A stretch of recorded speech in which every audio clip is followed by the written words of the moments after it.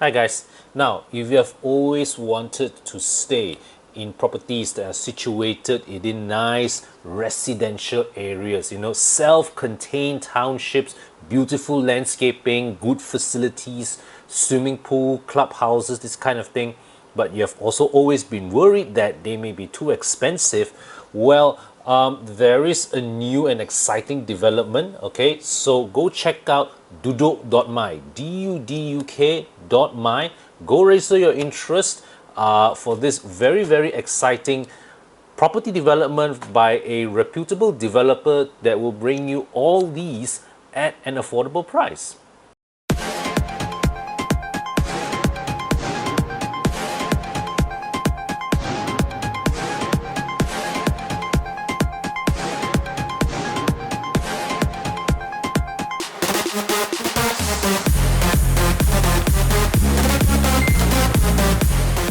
Hey guys, so it's day 38 of the MCO, 24th April 2020. Yeah, so well, it's been a while since this happened, but today there was a car launch, and not just the launch of one but two models.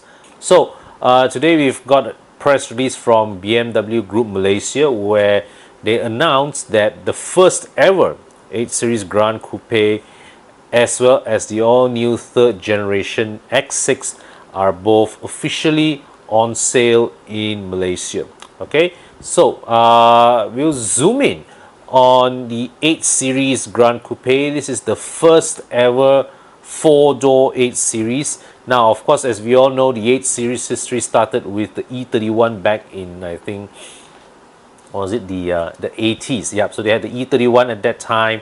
And then after the E31 was discontinued, BMW left that nameplate for the longest time without using it until recently, where they brought the 8 Series name back in the new model that takes over from the previous 6 Series coupes, because the 6 Series name is now used for the Gran Turismo. So what was previously the 5 Series Gran Turismo now became the 6 Series Gran Turismo, and the 6 Series Coupe, 6 Series Cabriolet, and the 6 Series 4-door Gran Coupe now becomes the 8 Series. Now, the original intent of doing so was to move the 8 Series upmarket to challenge the Mercedes S-Class Cabrio and Coupe. But then after that, for some reason, BMW realized that they don't do that big luxury barge concept that well. So what they ended up was a new 8 Series that was smaller than the previous generation 6 Series, but at the same time, because of its name, because of its numbering, has to occupy a higher market positioning. And that so they last year in Malaysia they launched the 850, the M850i xDrive, that's priced at over R1,000,000 with a 4.4 liter V8. And at the time I remarked, I say, if only they had an 840i with the 3 liter inline 6 engine but at a much lower price point, that would be a more attractive product. So here we have the 4-door 8 Series Gran Coupe arrives in Malaysia with just one variant, which is the 840i, powered by the 340 horsepower 3 liter inline 6 turbo B58 engine. And you see where this is going, right? Now, BMW calls this the most luxurious coupe that they have ever built, and this is explicitly spelled out in the press release. So with this line there, they are using this to justify charging you a high price. Okay, now for the Gran Coupe, they are giving M Sport trim as standard for our market, which means you get the M Sport styling package, you get M Sport aerodynamic kit, you get, and well, not really part of the M Sport package per se, but you have laser headlights, and BMW also says that those headlights, they are the slimmest headlights you would see in any BMW, which is in contrast to the rather large gaping kidney grille that that you see in other BMW models now implemented in the 8 Series. If you drill down to the beyond, drill down under the skin, the chassis, of course, being M Sport trim, you get M Sport suspension. And interestingly, you also get an M Sport differential. And what you have, rear wheel steering. What they're also giving you or what BMW calls it, integral active steer. Basically, when you turn the steering wheel at high speeds, the rear wheels turn like 1 or 2 degrees in the same direction as the front wheels. The idea is that it gives the car better high-speed directional stability. Whereas when you are turning it at low speeds, when you turn the steering at low speed, what it does is the rear wheels will turn 1 or 2 degrees in the opposite direction of the front wheels. So what it means is that it makes the rear, it helps bring the rear around the corner a bit more. That way the car feels more nimble, right? More maneuverable in low speeds as well as in tight spaces. Yep, and the suspension is adjustable, all right? Adaptive suspension right there, M Sport suspension. And answering many critics, BMW is also giving the 8 Series a proper advanced driver safety package, where you get auto braking, you get adaptive cruise control, but most importantly, the auto braking system has pedestrian detection, has cyclist detections, which is extremely useful when you are driving through crowded town areas or city areas. Or I think anybody who has driven, let's say through Petaling Street or Jonker Walk in particular, would appreciate this kind of this capability. And there's also a 360-degree camera, okay, for convenient parking in tight spaces. And features wise, what else do you have? You've got a sound system by Harman Kardon, but yeah, these are the more noteworthy stuff out there. And price, this is where it's you may get a bit of a shock. The pricing is 968,800 ringgit on the road without insurance, so not a cheap car at all. And I would say my opinion on this car, overall styling, the overall silhouette of this car, it carries on from the 6 Series Gran Coupe, very sporty, low slung, hunkered down shape, but it doesn't have that effortless elegance that the previous 6 Series Gran Coupe had. You see, because the previous 6 Series Gran Coupe has a naturally attractive shape, which the 8 Series Gran Coupe here also has. But the difference is that the 8 Series Gran Coupe, the design now looks very busy. There's a lot of sharp edges, a lot of details, particularly at the back. There's a lot of things going on at the tail end of the car that yeah, I mean I would say that it makes the 6 Series, the previous Gen 6 Series, a car that's easier on the eye, I would say. All right, but I do like, there's one design touch that I do like. It's that air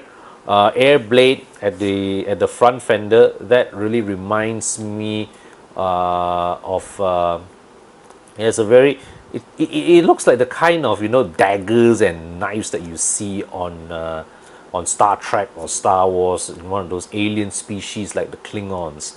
All right, it has that kind of look.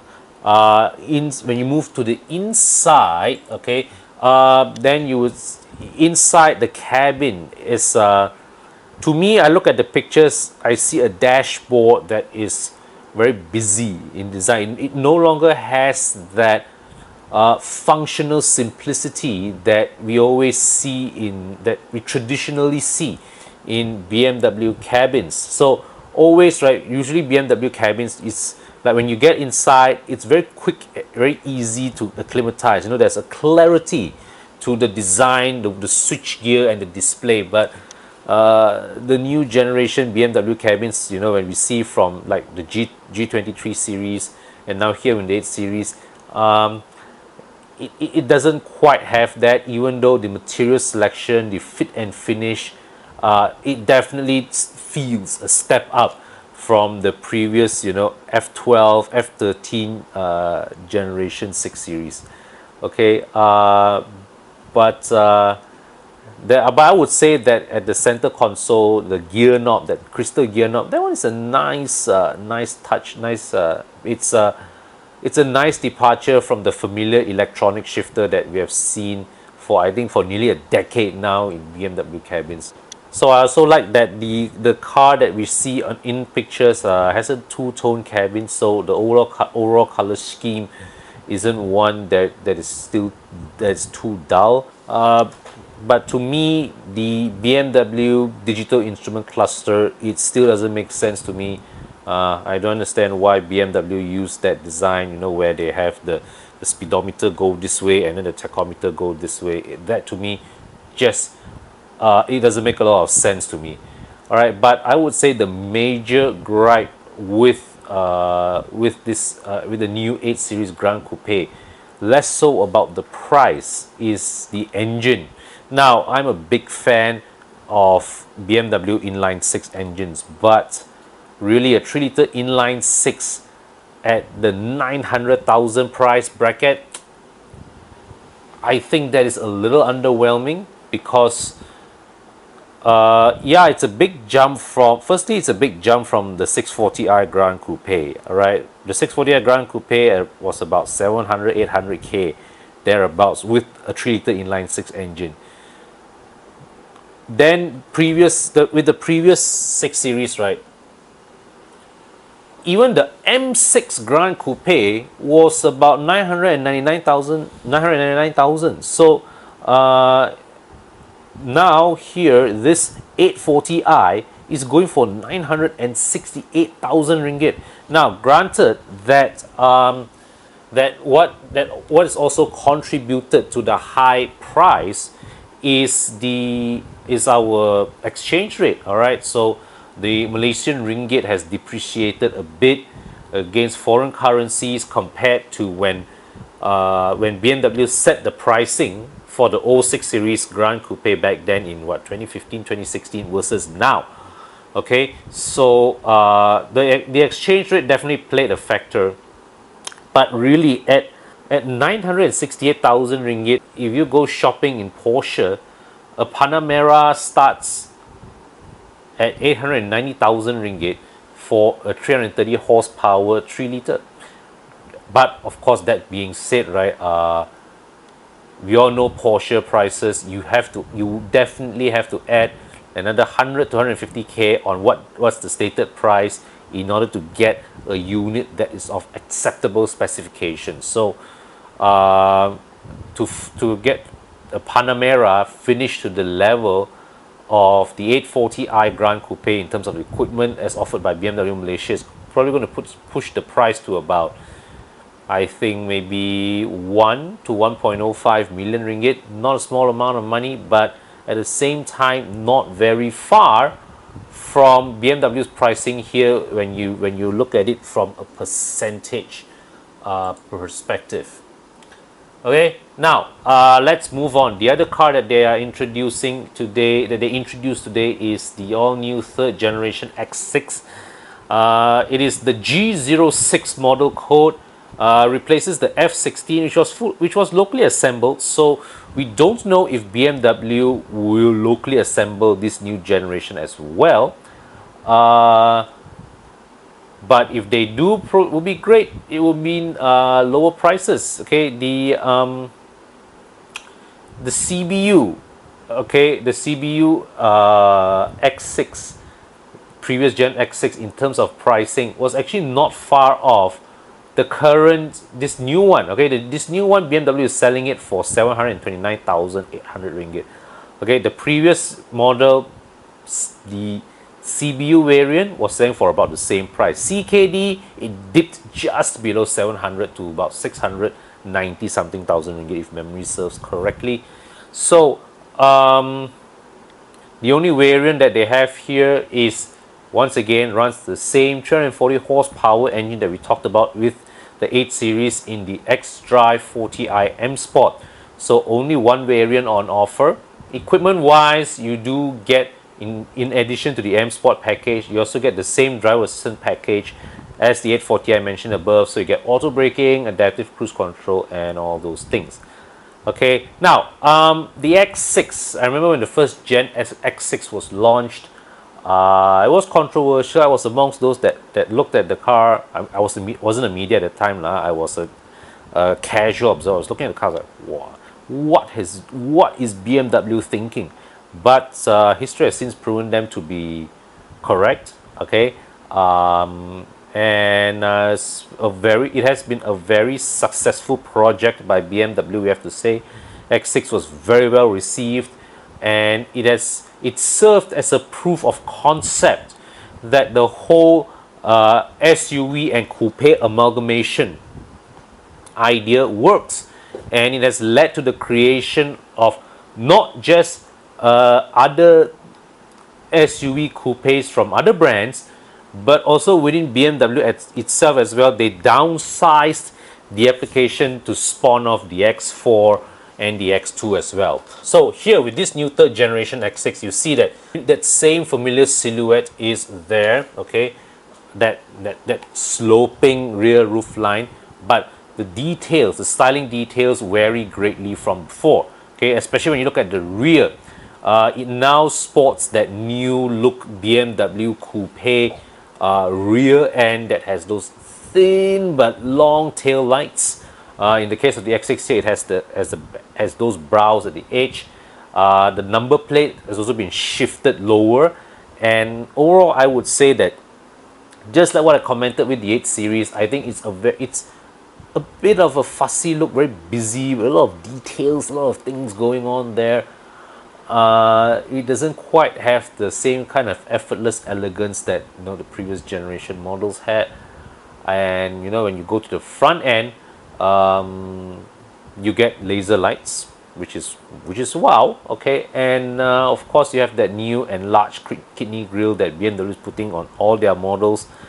And with the X6, they are going one step further. They actually there's the grills actually have illuminating elements. So when you go and tiong people at night, people look at the rear view mirror, they can see those glowing grills on their rear view mirror. Okay, and when you go inside, looking at the inside of the X6 cabin, you see the same design theme as I showed you earlier with pictures of the 8 Series. Okay, but evidently built to a lower cost, but the same design ethos and still rather decent looking materials. But of course, this is based on picture observations lah. Okay, so I would say my first overall impressions of the X6 are just like the original. The styling of the X6 is going to take some getting used to, particularly the rear. I'm not so sure about the rear, because you see the new BMW rear coupe design language, it works okay with when you look at, like, say, a Z4 or the 8 Series, or even maybe a proper low slung coupe. Whereas the X6, however BMW marketing calls it sports activity coupe and all that, it's still a tall car. And when that look is stretched up vertically, I don't know, it visually, I need to see the real car to tell, but in pictures it looks like too much visual bulk for my liking. All right, but yeah, there you have it. These are the two cars that BMW Malaysia has launched and put in the market today. And of course, one thing that you have to bear in mind, okay, beyond looking at it as a product, as a product, standalone product. When you buy these cars from a BMW authorized dealership, you're not just buying. You don't just get the car. You also get things like, I would say, it's class leading against other premium brands. You get 5-year unlimited mileage warranty with free servicing, and on top of that, you have 2 years, a 2-year tire warranty program that for its run flat tires. That basically, if within the first 2 years of ownership you puncture the tire, BMW will either refund or subsidize your tire replacement costs depending on your tire wear. So that is fantastic because run flat tires cost a bomb and they can't be repaired. If you puncture a run flat tire, it is meant for you to drive that tire to the nearest tire shop for you to replace a brand new tire. You're not supposed to tampal the tire with with how they do it with other regular tires. Okay, and of course you get roadside assistance, and you get the BMW white card that comes with a ton of excuse me, that comes with all various privileges and BMW concierge service. Okay, so yeah, so buying a brand new BMW from BMW Malaysia doesn't just get you the car, it also gets you some of these extra privileges that other premium brands in Malaysia don't offer. Okay, so yeah, that's it for my video for today. Do drop a line in the comment section. All right, share with me your thoughts, and yeah, and I'll answer them in the next video. All right. Also, if you have questions of any other car buying questions that you're thinking, drop me a line in the comment section as well. I'll answer them in the next Q&A video. Okay, cheers.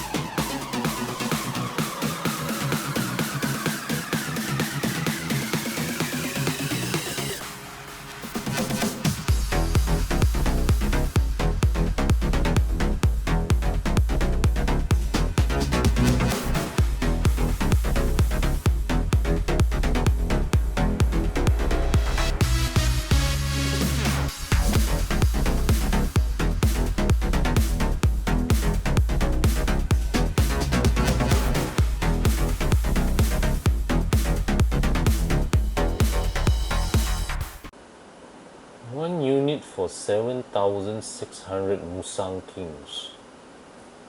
How much is one Musang King?